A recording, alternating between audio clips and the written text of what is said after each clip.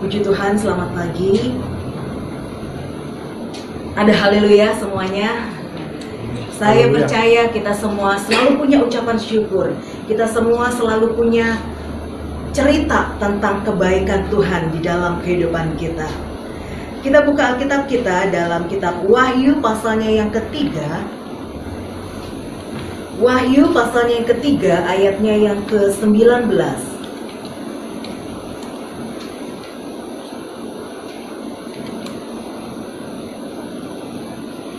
Wahyu pasalnya yang ketiga ayatnya yang ke-19.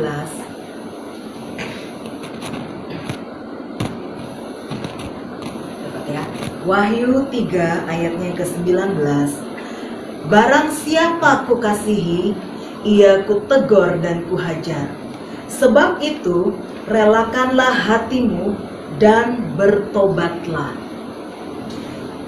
Barang siapa kukasihi, ia kutegur dan kuhajar. Sebab itu relakanlah hatimu dan bertobatlah. Saudara, ketika ngomong tentang bertobat, seringkali kalau kita berpikir bahwa saya ini udah anak Tuhan loh. Saya ini udah ikut Tuhan bertahun-tahun, saya udah kenal Tuhan, saya udah mengalami kebaikan Tuhan. Bahkan saya ini udah pelayanan bertahun-tahun. Kenapa mesti bertobat? Seringkali kita berkata bahwa orang-orang yang perlu bertobat adalah mereka yang ada di luar Tuhan. Mereka yang adalah perampok, mereka yang pencuri, mereka yang penjudi, mereka yang pezina, mereka yang pembunuh. Loh, saya bukan loh. Kenapa mesti bertobat?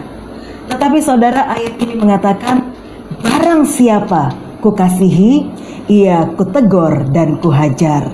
Saudara, kita perlu belajar kepada firman Tuhan Yesus katakan, barang siapa kukasihi.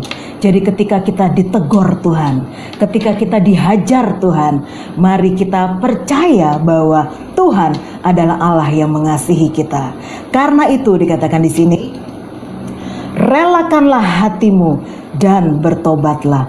Saudara, Tuhan itu kepengen kita semua, bukan cuma orang yang di luar sana. Mungkin orang di luar sana yang belum kenal Tuhan, mereka bertobat karena mereka berbalik dari jalan mereka yang sia-sia. Tetapi kita sebagai anak Tuhan, seringkali kita itu punya kebiasaan buruk. Seringkali kita punya temperamen, kita punya karakter yang mungkin gak berkenan sama Tuhan. Tanpa kita sadari, kita berulang-ulang, kita melakukan sesuatu yang tidak berkenan sama Tuhan. Karena Tuhan menghendaki, ayo relakan hatimu dan bertobatlah. Saudara, di dalam kitab Yeremia 2 ayat yang ke-30, Yeremia 2 ayatnya yang ke-30,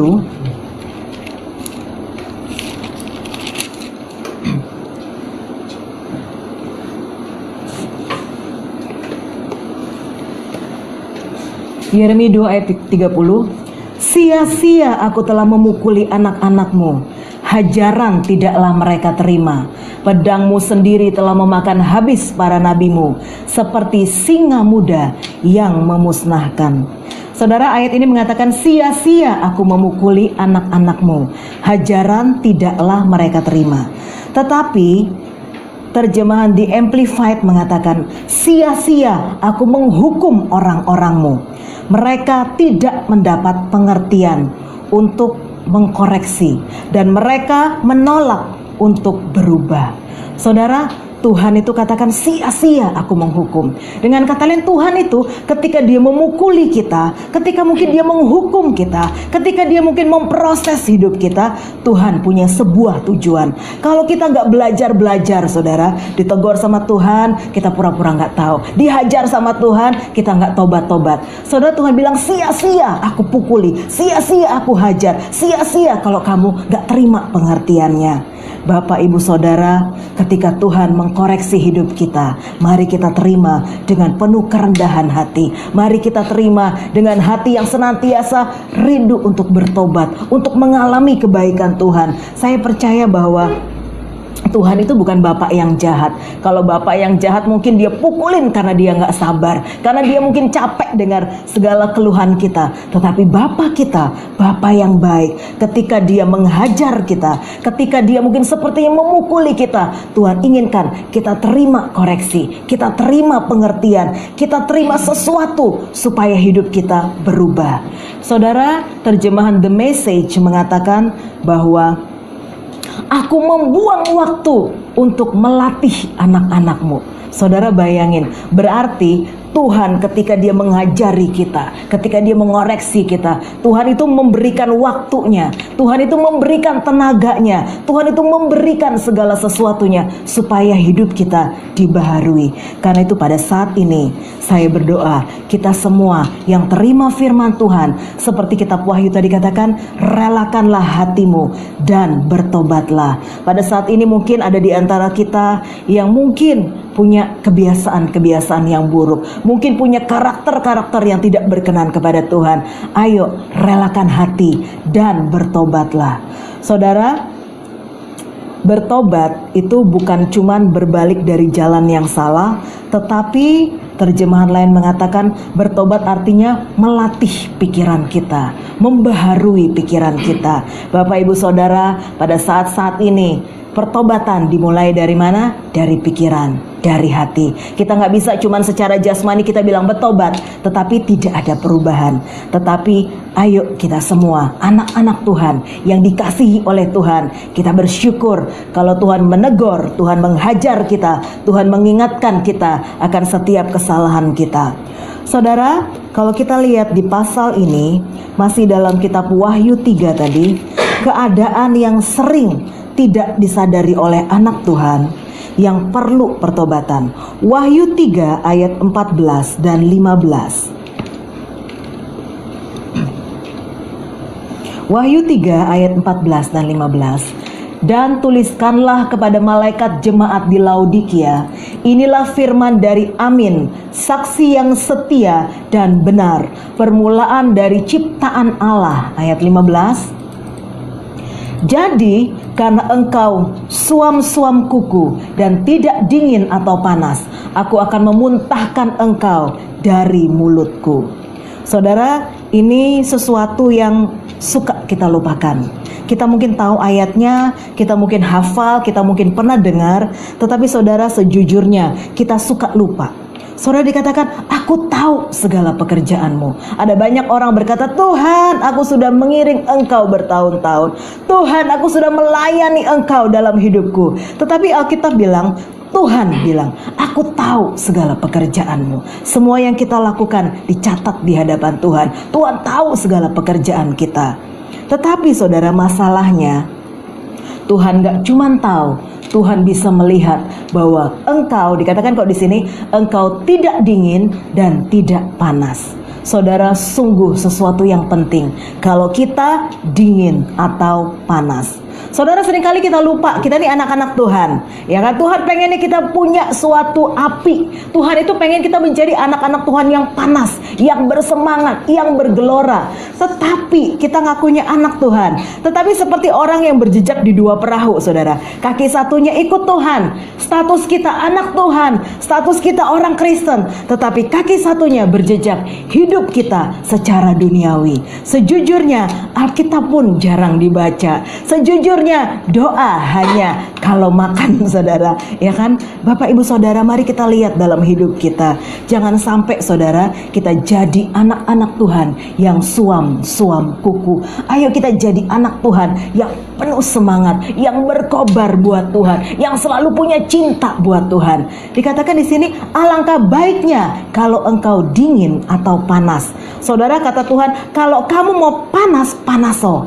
Ayo berapi-api, ayo bersemangat, ayo bergelora untuk aku. Tetapi kalau enggak, kalau engkau memilih untuk meninggalkan aku, itu pilihanmu. Tetapi jangan di dua perahu, saudara. Kita ini mau cari aman, anak Tuhan loh, saya pelayanan loh bertahun-tahun, saya ikut Tuhan bertahun-tahun. Tetapi saudara, ketika hidup kita seperti orang dunia, saudara, Tuhan bilang engkau tidak dingin dan tidak panas.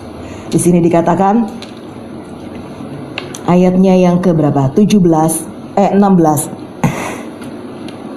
Jadi karena engkau suam-suam kuku dan tidak dingin atau panas, aku akan memuntahkan engkau dari mulutku. Bayangin saudara, kadang-kadang kita nih kegeeran saudara. Sejujurnya kadang kita nyanyi buat Tuhan, kita main musik buat Tuhan, kita menyembah Tuhan. Kemudian kita bilang, Tuhan biarlah ini jadi dupa yang berkenan di hadapan-Mu. Tetapi ketika kita melakukannya tidak dengan hati kita yang sungguh, tidak dengan cinta yang bergelora kepada Tuhan, Tuhan bilang, aku muntahkan engkau dari mulutku. Jangan sampai saudara, kita ikut Tuhan bertahun-tahun, kita pelayanan bertahun-tahun, kita mungkin cerita sama orang tentang kebaikan Tuhan, tetapi karena yang di dalam ini tidak dingin dan tidak panas, kata Tuhan, tidak ada artinya. Aku muntahkan. Tuhan bilang, aku jijik saudara, dalam terjemahan lain. Bayangin saudara, kadang kitanya GR, kitanya bilang, Tuhan aku udah menyanyi buat engkau, Tuhan aku sudah menyembah engkau. Tetapi Bapak Ibu Saudara, saya berdoa ini tidak terjadi dalam hidup kita. Saya berdoa ketika kita menyembah Tuhan, ketika kita menyanyi buat Tuhan, Tuhan melihat dan Tuhan tahu. Seperti tadi Dimas katakan, walaupun mungkin ada luka dalam hati kita, walaupun ada sesuatu yang sakit dalam hati kita, tetapi kita tetap menaikkan pujian kita, kita tetap menaikkan korban syukur kita kepada Tuhan. Kata Tuhan, aku menerimanya sebagai dupa yang berbau harum. Saudara, kita tahu ketika kita menaikkan pujian buat Tuhan, Tuhan melihat ketika itu adalah sebuah korban. Sebenarnya kita nggak mau, sebenarnya sakit, sebenarnya mungkin kita sedang lelah, tetapi kita tetap menyembah Tuhan. Itulah saudara, sebuah pujian dari hati yang panas buat Tuhan, dari suatu cinta yang bergelora buat Tuhan. Saya berdoa kita semua jadi jemaat Tuhan yang tidak menjadi orang-orang yang dingin atau suam-suam kuku. Kita semua anak-anak Tuhan yang bersemangat, yang bergelora di dalam Tuhan. Apapun yang terjadi, kita akan tetap katakan, Engkau kekuatanku. Kita akan tetap katakan, aku tetap menyembah Engkau. Aku akan tetap bersyukur kepadamu apapun keadaanku. Karena saudara, Tuhan melihat. Orang mungkin mengatakan, wow dia begitu aktif, wow dia begitu semangat memuji Tuhan. Tetapi Tuhan melihat apa yang ada di hati kita. Karena itu Bapak Ibu Saudara, biarlah dari hidup kita ada sesuatu yang bisa dinikmati oleh Tuhan. Dari hidup kita ada sesuatu yang Tuhan bisa nikmati. Saudara, di dalam terjemahan di Amplified mengatakan, jangan sampai engkau spiritually useless, tidak berguna secara rohani. Saudara, mungkin secara jasmani kita berguna, pelayanan, ya kan, mungkin kita menaikkan pujian, mungkin kita melakukan banyak hal, tetapi di pandangan Tuhan tidak berguna secara spirituali. Bapak Ibu Saudara, mari kita lihat hidup kita. Kalau mungkin kita sedang suam-suam kuku, kalau mungkin kita sekarang sedang kurang cinta sama Tuhan, kurang bergelora sama Tuhan, biar Tuhan bilang apa tadi? Dikatakan relakan hatimu, bertobatlah, ayo kembali kepada Tuhan, ayo minta sama Tuhan hati yang tetap semangat buat Tuhan, hati yang tetap bergelora buat Tuhan, supaya ketika kita bicara, saudara, orang bisa menangkap api yang ada dalam hidup kita. Ketika kita bicara, orang bisa terima air kehidupan. Tetapi kalau nggak ada apa-apanya dalam hidup kita, mungkin sepertinya bagus, sepertinya wow, tapi ternyata kosong, gak ada isi. Tetapi ayo Bapak Ibu Saudara, saya percaya kita semua adalah orang-orang yang mau merelakan hati kita untuk bertobat, untuk dihajar sama Tuhan. Kita terima koreksi, hidup kita berubah menjadi lebih baik. Saudara, yang kedua, yang pertama tadi suam-suam kuku. Anak Tuhan suka lupa kalau mereka sedang suam-suam kuku. Yang kedua, ayatnya yang ke-17. Wahyu 3 ayatnya yang ke-17. Karena engkau berkata, aku kaya dan aku telah memperkayakan diriku dan aku tidak kekurangan apa-apa. Dan karena engkau tidak tahu bahwa engkau melarat dan malang, miskin, buta dan telanjang. Saudara, udah ayat 17 aja. Saudara, di sini dikatakan, aku kaya. Bapak Ibu Saudara, dalam hidup kita, sejujurnya pandemi COVID-19 yang membuat kita bekerja dari rumah, ibadah dari rumah, belajar dari rumah, buat kita tuh nyaman banget, benar nggak? Sejujurnya kita nggak perlu lagi ke gereja, kita nggak perlu lagi melakukan tugas-tugas kita di rumah. Sekarang persoalan kita sering kali, saudara ya, buat yang hidupnya nyaman, sering kali apa? Aduh, mau nonton channel apa lagi nih ya? Udah semua channel TV-nya udah dilihat, saudara, karena udah nggak tahu mau ngapain lagi, di rumah terus ya kan. Jadi aduh, channel TV apa lagi nih ya yang mau dilihat? Kemudian saudara mungkin ributnya apa? Ribut sama saudaranya, sama pasangan, sama anak, sama orang tua, rebutan channel TV. Atau mungkin keributan kita adalah mau pesan makanan apa hari ini, karena dengan online semuanya sekarang menjadi gampang. Mau makan kita malas keluar, katanya bisa diantar ke rumah, ya kan. Kadang-kadang persoalan yang seperti itu bukan persoalan karena kesusahan, tetapi persoalan karena terlalu nyaman. Bapak ibu saudara, jadi anak Tuhan, jangan pernah mau jadi anak Tuhan yang nyaman. Karena Tuhan bilang, karena engkau berkata, aku kaya, aku memperkayakan diriku dan aku tidak kekurangan apa-apa. Terjemahan lain katakan, aku baik-baik saja. Saudara, dalam hidup kita, ayo kita terus minta di-upgrade sama Tuhan. Jangan pernah ngerasa nyaman. Tuhan, cukup Tuhan. Saya baca Alkitab 1 hari 5 menit, cukup Tuhan. Jangan. Saudara jangan pernah berkata, Tuhan aku punya waktu untuk datang kepadamu 1 hari 15 menit cukup Tuhan. Jangan pernah. Ayo saudara, kalau bisa kita naikkan tingkatan kita. Jangan sampai kita pernah menjadi anak Tuhan yang nyaman, yang merasa diri tidak kekurangan apa-apa, yang merasa diri baik-baik saja. Jangan saudara. Karena apa? Yang nyaman itu seringkali di mana? Di fisik, di jasmani, rasanya nyaman. Tetapi saudara, Tuhan melihat apa yang ada di dalam diri kita. Tuhan melihat apa yang ada di dalam roh kita, di dalam jiwa kita, di dalam hati kita, saudara. Jangan pernah kita merasa nyaman karena hidup kita nyaman. Tetapi saudara, yang normal ya, seharusnya ini yang normal nih ya saudara ya. Yang normal harusnya ketika lama kita nggak ibadah, hati ini mulai gelisah. Aduh, kok nggak pernah ketemu Tuhan ya. Atau mungkin ketika kita berdoa di rumah dan kita tidak merasakan hadirat Tuhan, kita mulai gelisah dalam jiwa kita dan kita bertanya, Tuhan, Engkau ada di mana? Tuhan, kenapa ketika aku berseru aku tidak rasakan apa-apa? Saudara, harusnya yang normal itu seperti itu. Tetapi buat anak-anak Tuhan yang merasa nyaman, ya udahlah nggak apa-apa dari rumah juga. Yang penting tetap ibadah. Enggak saudara, Sejujurnya kemarin ada yang ngaku, enak loh ibadah online loh. Loh kenapa? Bisa sambil mochi katanya. Wow, luar biasa. Saudara, sejujurnya seperti itu kan. Ibadah online bisa sambil mochi saudara. Bisa sambil goreng tempe. Bisa sambil rebahan ya kan. Katanya generasi ini kaum rebahan saudara. Tetapi ayo anak-anak Tuhan, jangan seperti itu. Ayo kita lihat hidup kita. Ayo kita lihat kerohanian kita. Jangan hidup kita di luarnya nyaman. Orang lihat hidup kita enak. Tetapi Tuhan bilang, engkau melarat, engkau malang, miskin, buta, dan telanjang. Jangan sampai saudara, karena penilaian yang sejati adalah penilaian yang dari Tuhan. Penilaian yang sejati adalah apa yang Tuhan lihat dari hidup kita. Bapak ibu saudara, mari pada saat ini kita relakan hidup kita. Mari kita relakan hati kita. Kalau ini yang sedang kita alami, kalau mungkin kita sedang nyaman sama Tuhan, gak apa-apa. Gak ngerasain hadirat Tuhan juga gak apa-apa. Nanti kapan-kapan, nanti kalau semua ini sudah berakhir, kita bisa datang lagi ke gereja. Saudara, sejujurnya saya tidak tahu kapan ini akan berakhir.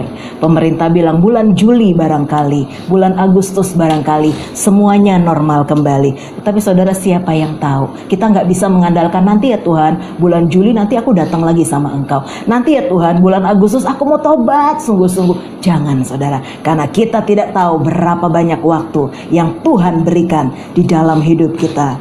Sekarang kita kembali pada kitab Wahyu tadi, ada nasihat dari Tuhan ketika kita mengalami hal-hal yang seperti itu. Nasihat Tuhan, Wahyu pasalnya yang ketiga, ayat yang ke-18. Wahyu 3 ayat 18. Maka aku menasihatkan engkau supaya engkau membeli daripadaku emas yang telah dimurnikan dalam api, agar engkau menjadi kaya, dan juga pakaian putih, supaya engkau memakainya, agar jangan kelihatan ketelanjanganmu yang memalukan, dan lagi minyak untuk melumas matamu, supaya engkau dapat melihat. Yang pertama, engkau beli daripadaku emas yang telah dimurnikan dalam api. Saudara, Tuhan itu suruh, Tuhan itu nasihati buat kita. Aku menasihatkan supaya yang pertama beli emas yang sudah dimurnikan dalam api. Saudara, emas yang dimurnikan dalam api selalu bicara tentang iman yang murni, selalu bicara tentang ujian, selalu bicara tentang latihannya Tuhan. Ayub 23 ayatnya yang ke-10, kita baca aja ya. Ayub pasalnya yang ke-23 ayatnya yang ke-10. Karena ia tahu jalan hidupku, seandainya ia menguji aku akan timbul seperti emas. Emas yang sudah diuji adalah hidup yang pernah mengalami ujiannya Tuhan. Iman yang dimurnikan oleh Tuhan. Bapak Ibu Saudara, ayat ini katakan, ayo yang kukasihi, kutegur dan kuhajar. Saudara, dalam hidup kita, kita bersyukur kalau Tuhan itu menguji kita. Kita bersyukur kalau Tuhan itu mengkoreksi kita. Kita bersyukur kalau Tuhan itu mungkin seperti menghajar kita. Ayub, saudara, kita semua gak usah dikasih tahu lagi ya kisahnya Ayub. Dia kehilangan segala sesuatunya. Dia mungkin sudah kehilangan semua yang berharga. Tetapi satu hal yang tidak hilang dari hidupnya, dia tetap percaya kepada Tuhan. Sehingga statement ini, perkataan ini keluar, karena ia tahu jalan hidupku, seandainya ia menguji aku akan timbul seperti emas. Bapak Ibu Saudara, pertanyaannya buat kita, kalau Tuhan menguji kita, kita ini akan timbul seperti apa, saudara? Apakah seperti emas ataukah seperti kayu? Saudara, kalau dibakar, kalau emas semakin murni, kalau kayu dibakar menjadi hangus. Ya kan? Apakah seperti jerami habis, gak ada sisa?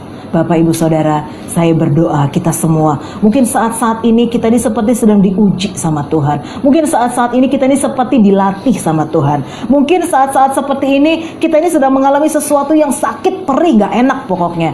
Saudara, kalau bisa kita ini pengennya teriak aja ya.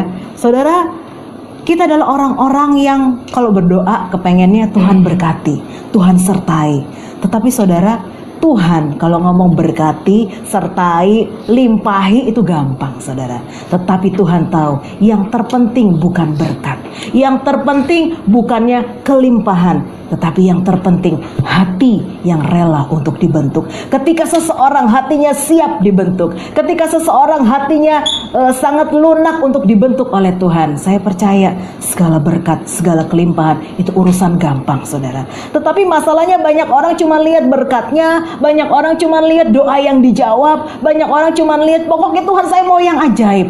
Tetapi ketika Tuhan uji, Tuhan bentuk, Tuhan hajar, kita gak belajar apa-apa. Ayo Bapak Ibu Saudara, jangan jadi orang-orang yang seperti itu. Seperti Ayub, kita bilang, Tuhan kalau Engkau menguji aku, biarkan aku timbul seperti emas. Karena hidupku adalah hidup yang berharga, karena sudah ditebus oleh darah Yesus. Mari Bapak Ibu Saudara, jangan jadi seperti orang-orang yang tidak kenal Tuhan. Ketika mengalami sesuatu yang buruk, sesuatu yang pahit, mereka akan bilang, Tuhan sudah tidak ada lagi. Tetapi ayo Bapak Ibu Saudara, kita punya Tuhan yang hidup, kita punya Tuhan yang besar. Saudara, satu hal lagi, kenapa Tuhan itu perlu menguji kita? Kenapa Tuhan perlu melatih hidup kita? Karena Tuhan punya rencana buat setiap kita. Saudara, kalau saya boleh katakan, jangan mau jadi lebih rendah dari yang Tuhan rencanakan. Jangan mau rencana Tuhan itu gak jadi dari hidup kita. Jangan saudara. Tetapi biarlah kita perkatakan, Tuhan, biarlah hidupku jadi tepat seperti yang Engkau mau. Mungkin aku harus digosok, mungkin Tuhan harus dipotong dari hidupku, mungkin harus dicabut semua yang buruk dari hidupku, tetapi biar rencanamu yang sempurna yang jadi dalam hidupku. Saudara, rugi saudara kalau nggak jadi. Tuhan merencanakan dengan ajaib, dengan indah, dengan sempurna. Tetapi di tengah jalan ketika digosok kita teriak, ketika dibentuk sama Tuhan kita teriak. Akhirnya jadinya mencong-mencong nggak keruan saudara. Orang jadi lihat, wow, what is that gitu ya, apa itu. Tetapi saya berdoa kita semua jadi anak-anak Tuhan yang mau. Saudara, setiap kali pelatihan Tuhan mungkin pertamanya sakit, mungkin pertamanya gak enak, tapi saya percaya ujungnya ajaib, ujungnya indah buat kita. Saya bersyukur Tuhan melatih banyak hal dalam hidup saya. Dan saya berdoa saudara semua juga ketika dilatih Tuhan, ayo saudara belajar tidak bersungut-sungut, tidak menjadi kecewa, tidak tinggalkan Tuhan. Tetapi ayo kita bilang, Tuhan, aku mau beli emas daripadamu, emas yang dimurnikan dalam api. Biarlah hidupku jadi kemuliaan bagi namamu. Yang kedua dikatakan pakaian putih. Saudara, kalau saudara baca, nanti baca aja di rumah, boleh saudara catat Wahyu 7 ayat 9 sampai 17. Wahyu 7 ayat 9 sampai 17. Jadi Rasul Yohanes pada saat itu dia melihat penglihatan di sorga. Dikatakan ada suatu kumpulan besar orang yang tidak dapat terhitung banyaknya, dari segala bangsa, suku, kaum, dan bahasa, berdiri di hadapan tahta. Kemudian mereka ini pakai baju putih, saudara. Pakai baju putih, pegang daun palem. Kemudian mereka bernyanyi, keselamatan bagi Allah yang duduk di tahta, dan lain sebagainya. Kemudian ada seorang tua-tua yang bertanya, loh mereka ini siapa? Orang dari mana mereka ini? Kemudian dijawab bahwa mereka adalah orang-orang yang keluar dari kesusahan besar, dan mereka memakai jubah putih yang sudah dicuci dengan darah anak domba. Saudara, Tuhan bilang, belilah padaku pakaian putih. Saudara, sebagai anak-anak Tuhan, Tuhan kehendaki kita ini pakai jubah putih. Secara rohani ya, kelihatannya pakai jubah putih, saudara. Saudara, sejujurnya dalam hidup kita, mungkin dari jauh kita ini pakainya jubah putih, kelihatan dari jauh putih dan indah. Tetapi ketika dideketin, banyak orang banyak nodanya, saudara. Kecil-kecil, ada nodanya kuning, ada noda coklat, ada noda ketumpahan apa. Dan ketika dilihat lebih dekat lagi, udah mulai ada bolong-bolongnya, saudara. Ketika dilihat lagi lebih dekat, ternyata banyak bagian yang udah koyak-koyak dan robek-robek. Bapak, Ibu, Saudara, kata Tuhan, belilah pakaian putih. Saudara, pakaian putih bicara tentang kehidupan yang menjadi milik Tuhan. Kenapa bisa jadi putih, saudara? Karena sudah dicuci dengan darah anak domba. Saudara, kalau Tuhan sudah tebus hidup kita, saudara, mungkin ketika kita datang sama Tuhan, kita datang bawa luka hati, mungkin kita datang dengan kekecewaan, tetapi saudara, ayo kita terus minta, Tuhan, biarlah darahmu menyucikanku. Jangan sampai kita datang kelihatannya putih tapi banyak nodanya, saudara, tetapi udah mulai bolong-bolong, tetapi udah mulai robek-robek di banyak bagian dalam hidup kita. Jangan, saudara. Ayo kita lihat pakaian apa yang sedang kita pakai saat-saat ini. Pakaian apa yang sedang kita pakai di hadapan Tuhan. Saudara, mungkin ada noda kemarahan, mungkin ada kekecewaan, mungkin ada kepahitan, tetapi ayo cepat datang sama Tuhan, karena dibilang Tuhan mencuci dengan darahnya. Tuhan tebus kita. Saudara, saya mengenal seseorang yang seseorang yang dia mungkin punya luka masa lalu, saudara, tetapi orang ini lupa. Ketika sesuatu terjadi, ya, tiba-tiba dia ingat lagi sebuah kesalahan, sebuah luka hati dari 40 tahun yang lalu. Saudara, bayangin 40 tahun yang lalu. Dan saya percaya ketika mengingat hal itu, sakitnya masih sama. Percaya nggak, saudara? 40 tahun yang lalu terjadi, tetapi ketika kita ingat, ketika kita simpen, sakitnya masih sama. Belum ada yang berubah. Orang yang tadinya sehat, orang yang tadinya kuat, saudara, ketika ingat akan hal itu, tiba-tiba drop, saudara. Dan saya melihat betapa kepahitan, kemarahan, kekecewaan dapat membuat hidup kita jadi tidak baik. Bapak, Ibu, Saudara, pada saat-saat ini, saudara, jangan kita pakai kebenaran diri sendiri. Jangan pernah bilang, Tuhan, aku baik-baik saja. Tuhan, aku gak butuh apa-apa lagi. Tuhan, aku ini semuanya benar. Saudara, kalau dibilang, kalau kita nih ya, kalau kita lihat hidup kita datang sama Tuhan, pasti kita bilang kita benar. Gak ada orang yang mau dibilang salah. Gak ada, saudara. Kita semua akan bilang bahwa kita benar, bahwa gak ada kesalahan. Tetapi saudara, ketika kita serahkan pada Tuhan, Tuhan, selidiki aku. Tiba-tiba Tuhan tuh bisa korek gitu loh. Yang ini gitu ya. Tuhan korek dan Tuhan bawa, nah ini ya, beresin gitu loh. Bapak, Ibu, Saudara, tetapi banyak di antara kita yang tidak mau. Banyak dari antara kita yang bilang, aku baik, aku sehat jasmani, sehat rohani, tidak kekurangan suatu apapun. Tetapi saudara, jangan sampai terjadi 15 tahun kemudian kita ingat masa lalu dan kita merasakan sakit yang sama seperti yang kita rasakan pada saat itu.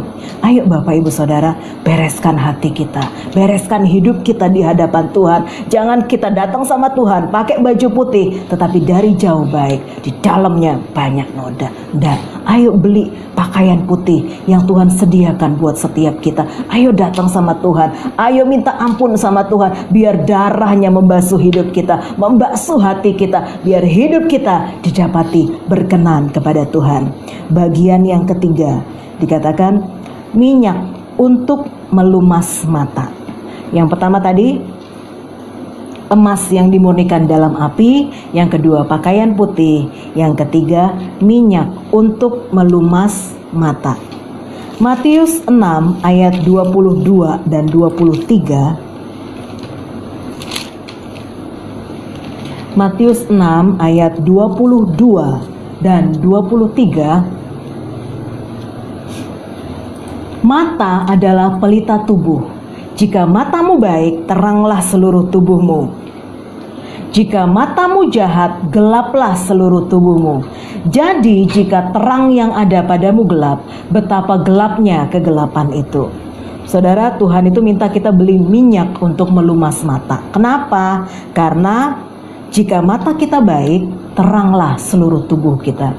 Ada banyak orang, kenapa kok hidupnya kok kayaknya kok nggak terang? Karena matanya nggak jelas ngelihat. Karena matanya nggak terang. Karena dikatakan kalau matamu jahat, gelap seluruh tubuhmu. Kalau kita secara rohani nggak bisa lihat yang dari Tuhan, maka hidup kita pun akan muter-muter di situ aja, saudara. Karena itu Tuhan bilang, ayo beli minyak untuk melumas mata. Saudara, hari-hari ini apa sih yang sedang kita lihat? Ada banyak orang melihat keadaan dan mereka lihat penyakit dan virus. Ada banyak orang melihat berapa yang mati hari ini. Saudara, ada banyak orang yang sedang melihat betapa hidupku susah. Yang sedang kita lihat adalah betapa aku mengalami krisis demi krisis. Bapak, Ibu, Saudara, ayo minta sama Tuhan minyak untuk melumas mata, supaya hidup kita bisa melihat apa yang Tuhan lihat, supaya kita bisa melihat tentang kebaikan Tuhan. Sejujurnya kalau kita udah mulai lihat masalah, kita nggak bisa lihat Tuhan. Kalau kita mulai lihat kesusahan, kita nggak bisa lihat bahwa Tuhan itu baik, ya kan? Kita akan lihat bahwa Tuhan nggak pernah dengar doa, Tuhan tidak perhatikan aku, Tuhan tidak menjawab aku, Tuhan tidak peduli kepadaku. Tetapi saudara, mari pada saat-saat seperti ini, di tengah krisis, mari kita bilang, Tuhan, berikan minyak untuk melumas mataku. Aku percaya bahkan di tengah krisis ini, aku akan melihat keajaiban terjadi dalam hidupku. Bahkan di tengah saat yang sukar seperti ini, aku melihat campur tanganmu yang ajaib terjadi dalam hidupku. Saudara, ini adalah sebuah perjalanan iman. Perjalanan yang kita nggak bisa cuma dengar apa kata orang, tetapi biar kita lihat sendiri. Saudara, jangan mau cuma dengar kata orang, jangan. Jalan sama Tuhan, nikmati kebaikan Tuhan. Saudara, ketika kita berjalan sama Tuhan, kita akan tahu, saudara, kita sama pasangan kita. Dulu saya sama mantan pacar, saudara, ya, dulu. Jadi ceritanya, kalau perempuan itu kan kalau udah mulai marah gitu ya, ngomel-ngomel gitu loh. Nah, kalau saya udah kesel sama dia, ngomel-ngomel gitu ya. Kemudian dia ini diam aja. Saya kesel gitu kan. Kok diam aja? Saya bilang. Kata dia, lah kan kamu lagi ngomong. Terus kenapa? Lah kalau saya ngomong tambah ribut, kata dia. Sejak itu, saudara, ketika saya udah mulai kesel, saya mulai berusaha untuk tutup mulut. Karena apa? Walaupun saya ngomel, dia tetap diem. Nggak seru, saudara, ya kan? Jadi kita ngeliat ketika pasangan kita berusaha untuk mengimbangi kita akan tahu bagaimana caranya. Dalam hidup kita, perjalanan kita sama Tuhan, kita ini seringkali jadi orang yang maunya Tuhan ngerti kita, maunya Tuhan pahami kita. Tetapi ayo belajar jadi orang yang mau memahami Tuhan, jadi orang yang mau dibawa sama Tuhan kemanapun dia bawa kita. Saudara, ketika kita sampai pada titik seperti itu, dihajar sekalipun sama Tuhan, kita akan tetap bilang sama Tuhan, terima kasih Tuhan. Kalau kita udah sampai pada level seperti itu, titik seperti itu, mungkin seperti kita ini dipukulin sama Tuhan, sepertinya mungkin gitu ya sama Tuhan, sakit banget rasanya. Kita akan tetap datang sama Tuhan, kita bilang, terima kasih Tuhan, aku butuh itu, aku perlu itu untuk hidupku. Bapak, Ibu, Saudara, mari pada hari-hari ini, ayo kita datang sama Tuhan. Ayo kita bertobat dari kesalahan yang mungkin kita lupa bahwa itu adalah sebuah kesalahan. Kita mungkin lupa bahwa itu sesuatu yang Tuhan gak suka dari hidup kita. Tetapi mari kita lihat pada saat ini firman Tuhan datang kepada kita. Saudara, noda apa yang ada di jubah kita? apa yang sudah kita lihat dengan mata kita. Ayo saudara, datang sama Tuhan. Biarlah kiranya Tuhan selidiki setiap kita. Biarlah Tuhan baharui kita. Tuhan berikan kekuatan kepada setiap kita yang lemah. Saya percaya bahkan pada saat krisis kita tetap melihat kebaikan Tuhan. Bahkan pada saat sepertinya semua orang bilang tidak ada lagi pengharapan, kita akan dibawa Tuhan melihat terangnya yang ajaib.